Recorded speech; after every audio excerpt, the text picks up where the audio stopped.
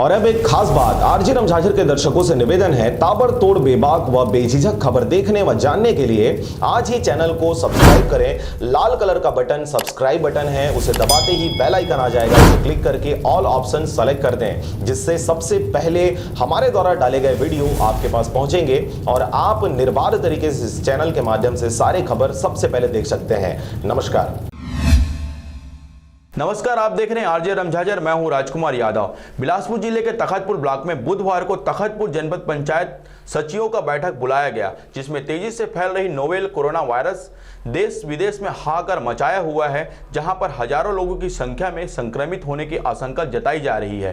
क्या है पूरा मामला, देखें इस खबर को। आपको बता दें कि बढ़ती समस्या को लेकर तखतपुर जनपद में सचिवों को नोवेल कोरोना वायरस से बचने के लिए तहसीलदार भूपेंद्र जोशी और जनपद पंचायत के सीईओ हिमांशु गुप्ता ने बैठक के दौरान सभी लोगों को समझाते हुए कहा कि खाने से पहले साबुन से हाथ धोना, छींकते वक्त रुमाल का प्रयोग करना, ज्यादा भीड़ भाड़ जगह पर नहीं जाना और जिस व्यक्ति को सर्दी खांसी बुखार है उनसे दूर रहने की सलाह दी है। तखतपुर से राजाराम सोनवानी की रिपोर्ट, आरजे रमझाझर।